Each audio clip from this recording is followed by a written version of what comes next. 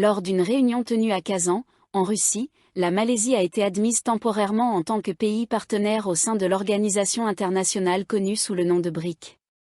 Le BRIC représente le Brésil, la Russie, l'Inde, la Chine et l'Afrique du Sud, les pays fondateurs de cette organisation. Ils rejoignent des nations telles que l'Algérie, la Biélorussie, la Bolivie, Cuba, l'Égypte, l'Éthiopie, l'Indonésie, le Kazakhstan, le Nigeria, la Thaïlande, la Turquie, l'Ouganda, l'Ouzbékistan, les Émirats arabes unis, et le Vietnam. L'adhésion de la Malaisie à ce groupe a été une surprise bien gardée jusqu'à l'annonce récente. La question est la suivante: quel sera réellement le rôle de la Malaisie dans ce groupe, notamment pour gérer des problèmes politiques avec certains pays? Par exemple, les incursions de la Chine dans leur zone économique exclusive, ZEE. Rappelez-vous les bateaux chinois qui ont intimé l'ordre à leurs compagnies pétrolières de cesser toute prospection dans leur propre territoire. Sarawakiens, je parle des bancs de Patangi Ali, qui se trouvent indiscutablement dans leur territoire. Souvenez-vous de l'ordonnance sur la modification des frontières de Sarawak de 1954, datée du 24 juillet 1954. Cette ordonnance, signée par Sa Majesté la Reine Elisabeth II sur l'avis de son conseil privé, étendait les frontières de Sarawak pour inclure le plateau continental, soit les fonds marins et sous-sols situés au-delà des eaux territoriales de l'ancien protectorat de Sarawak. Cette ordonnance n'a jamais été annulée par aucun pays, ni remise en question, que ce soit avant ou après l'intégration de Sarawak à la Fédération de Malaisie. Leurs diplomates ont le devoir de rappeler, ou peut-être de clamer haut et fort, à leurs homologues chinois que les actions de leurs bateaux à l'encontre des travailleurs de leurs compagnies pétrolières s'apparentent à une forme de quasi-piraterie en haute mer. Dans 2 mois, la Malaisie assumera la présidence de l'ASEAN. Les Malaisiens, et tout particulièrement ceux de Sarawak, espèrent que leurs diplomates défendront activement la proposition d'un code de conduite régissant les relations entre les pays membres. Ils attendent de voir comment la Malaisie se comportera en tant que présidente de l'ASEAN durant les 12 prochains mois.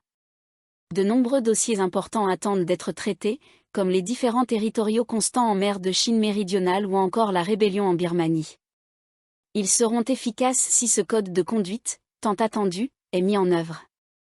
Chaque pays saura ainsi comment interagir avec les autres, en se conseillant mutuellement comme le feraient des amis. La question est de savoir comment la Malaisie se positionnera au sein de cette famille de nations.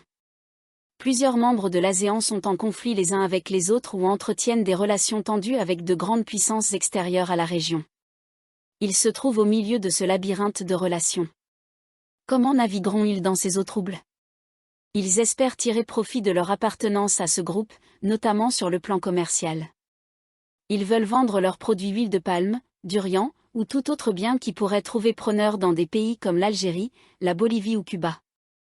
Ils font partie d'un grand bloc de pays, les BRIC, qui représentent une part significative du commerce mondial. Le PIB combiné atteint 26,6 trillions de dollars américains, soit 26% du PIB mondial, et 40% de la population mondiale.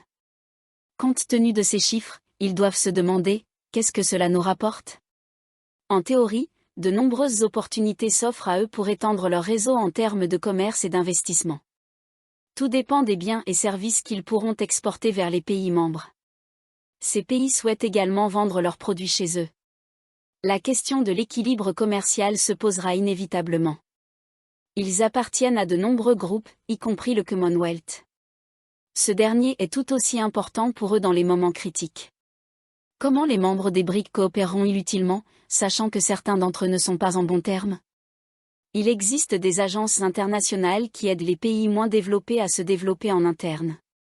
Cependant, aucun développement ne sera bénéfique à un pays pauvre si les fonds et les efforts sont utilisés pour faire la guerre à un voisin.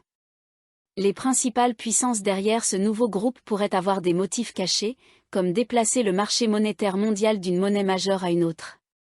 Ils espèrent tous que les BRIC seront un succès retentissant. Mais il y a toujours un mais ils devront rester vigilants face aux évolutions, tant sur le plan officiel que dans les coulisses. Ils ne veulent pas être entraînés dans des querelles, des désaccords, et, éventuellement, des guerres qui ne les concernent pas et pourraient nuire à leur nation pacifique.